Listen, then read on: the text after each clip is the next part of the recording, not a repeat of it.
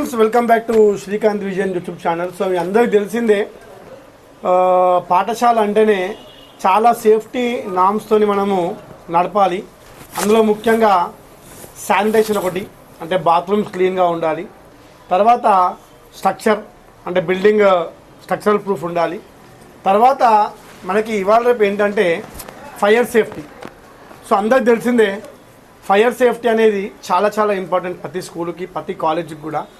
So fire safety అనగానే అందరు భయపడతారు, ఎన్ని లక్షలలో అయిపోతుందో ఏమవుతుందో అని చెప్పేసి.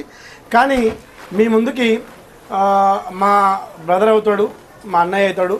సో అతను విఎస్ఎస్ ఫైర్ సేఫ్టీ అని చెప్పేసి ఈ యొక్క ఫైర్ సేఫ్టీ ఇన్స్టాలేషన్ పాఠశాలలో చేయడమే కాకుండా ఈ యొక్క డిఎఫ్ఓ ద్వారా మీకు ఎన్ఓసీలు ఇప్పించడం కూడా జరుగుతుంది. సో ఒకసారి మీకు పరిచయం చేస్తాను. సో అతనే రవి సార్. సో చెప్పండి sir, VSS fire safety norms ఎట్లుంటాయి, ఒక పాఠశాల ఒక G+2 బిల్డింగ్కి మినిమం ఇంత అంటే ఫైర్ ప్లాన్లో ఇంత అవుతుంది పెట్టుకోవచ్చు ఎట్లా చెప్పగలరు సార్? G+2 పర్మిషన్ కావాలి అంటే కనుక మనకు ఫైర్ సేఫ్టీ ఎక్విప్మెంట్ కంపల్సరీ పెట్టుకోవాల్సిందే. దాంతోపాటు ఈ స్కూల్స్కి మినిమం సెట్ బ్యాక్స్ అనేది ఉండాలి. యాజ్ పర్ పర్మిట్ ఆర్డర్ ప్రకారంగా బిల్డింగ్ పర్మిషన్ ఎట్లా ఉంటుందో దాని ప్రకారంగా మనకు సెట్ బ్యాక్స్ ఉండాలి.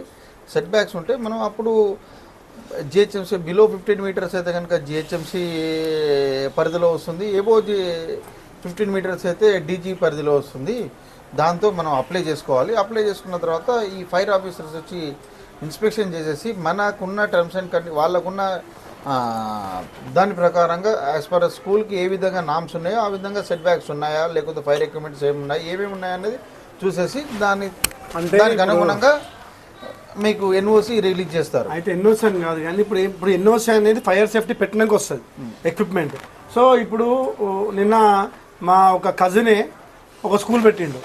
సో భయపడుతున్నాడు, ఫైర్ సేఫ్టీ అంటే ఏంటి, ఎట్లా అవుతుంది, ఏమేమి పెట్టాలి, అంటే మినిమము పైపులు ఏం పెట్టాలి, హౌస్ హోల్డ్స్ ఏం పెట్టాలి, అసలు అంటే సాధారణంగా G+2 బిల్డింగ్కి మినిమం మనం ఏం పెట్టాలి మినిమం కానీ? G+2 బిల్డింగ్కి ఐడెంటిటీ సిస్టమ్ అంటే పైపు గ్రౌండ్ ఫ్లోర్ నుంచి టాప్ ఫ్లోర్ వరకు ట్యాంక్ వరకు మనం పైపు పెడతాము. దాంతోపాటు గ్రౌండ్ +2 అంటే ఒక 3 హౌస్ రీల్స్ వస్తాయి. దీనికి 5 HP నుండి డిపెండ్స్ ఆన్ ద ఏరియాని బట్టి 5 HP నుంచి 7.5 HP ఒక మోటార్ పెడతాము.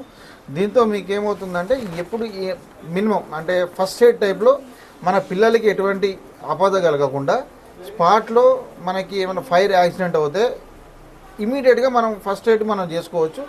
ఆ తర్వాత ఫైర్ ఇంజన్ వస్తుంది, దానికి మనం అటాక్ చేస్తాం. అప్పుడు మనకి ఎటువంటి పిల్లలకు కానీ మన స్కూల్ బిల్డింగ్ కానీ ఎటువంటి అపాయం కాకుండా మనం మొదట్లోనే దాన్ని నివారించవచ్చు. ఇంకోటి ఇప్పుడు ఇలా ఫైర్ సేఫ్టీ నాకు ప్రకారం ఎన్ఓసి వస్తుంది. ఎన్ఓసి ఎవ్రీ ఇయర్ రెన్యువల్ చేసుకోవాలి, ఎట్లుంటుంది?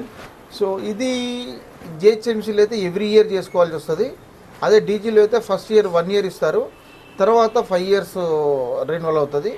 సో ఎవ్రీ 5 yearsకి మన ఎబో 15 మీటర్స్ అయితే కనుక ఎవ్రీ 5 yearsకి రెన్యువల్ అవుతుంటుంది. ఇప్పుడు ఫైర్ సేఫ్టీ పెట్టినాక సార్ ఇప్పుడు మనము ఫైర్ డ్రిల్స్ ఏమన్నా చేయొచ్చా స్కూల్లో? ఫైర్ మాక్ డ్రిల్ మనకి ఏంటంటే మనము ఏదైతే మన కన్సర్న్ మన లొకేషన్ ఎక్కడ ఉంటుందో ఫైర్ స్టేషన్ ఉంటుందో ఆ ఫైర్ స్టేషన్ వేసి మా పిల్లలకి ఫైర్ డ్రిల్ చేపియాలి, వాళ్ళకి అవగాహన కలగాలి అనేది మనం వాళ్ళని రిక్వెస్ట్ చేస్తే కనుక ఇది నాకు తెలిసి 100% ఇది ఫ్రీ ఆఫ్ కాస్ట్లోనే మనకు మాక్ డ్రిల్ కూడా వాళ్ళు చేసి చూపిస్తారు.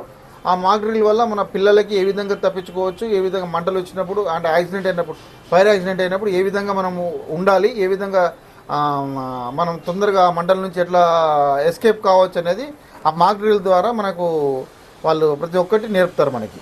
అయితే మనము ఫ్రెండ్స్ ఇక్కడ సో విఎస్ఎస్ ఫైర్ సేఫ్టీ అనేది మా అన్నగారు నడిపిస్తారు. ఇది ఏంటంటే ఎక్స్క్లూజివ్గా స్కూల్స్కి ఒక మంచి డిస్కౌంట్ ప్యాకేజ్తోని ఈ ఫైర్ సేఫ్టీ ఎక్విప్మెంట్ని ఇన్స్టాల్ చేయడమే కాకుండా మాక్ డ్రిల్స్ అలాగే ఎన్ఓసికి కావాల్సిన నామ్స్ పాటిస్తూ ఎన్ఓసి ఇప్పించడం. ఎందుకంటే ఇవాళ రేపు ఏంటంటే మాకు తెలిసిన ఇన్ఫర్మేషన్ ప్రకారంగా యోగితా రాణా అయితే కొత్తగా ప్రిన్సిపల్ సెక్రటరీకి వచ్చిందో తను మొన్న January 15th అన్ని ఫైల్స్ మళ్ళీ బ్యాక్ పంపించేసిందంట.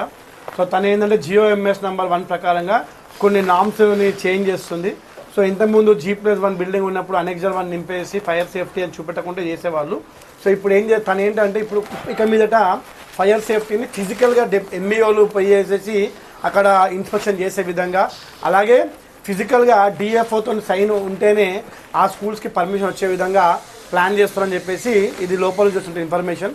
సో ఎవరికైనా సరే హైదరాబాదే కాదు మొత్తం తెలంగాణలో ఎక్కడైనా సరే నా ఫ్రెండ్స్ అయితే స్కూల్ నడిపిస్తారో కాలేజ్ నడిపిస్తారో మీకు ఎవరికైనా సరే ఫైర్ సేఫ్టీ ఎక్విప్మెంట్ కావాలనుకుంటే నా నెంబర్ తెలుసు కదా మీకు 7801075589 నెంబర్కి మీరు పింగ్ చేయండి. నేను వెంటనే విఎస్ఎస్ ఫైర్ సేఫ్టీ వాళ్ళకి నేను ఖచ్చితంగా ఫార్వర్డ్ చేస్తాను.